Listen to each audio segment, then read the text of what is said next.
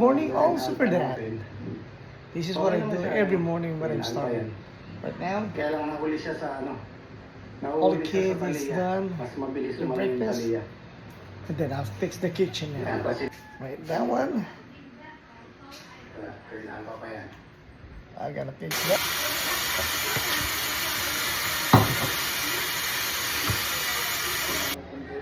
Done. Salt. It's nice and clean. Super dad.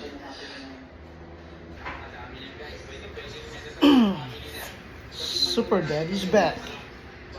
Before I go to work, I spend a lot of precious time to my kid. And my daughter is over there.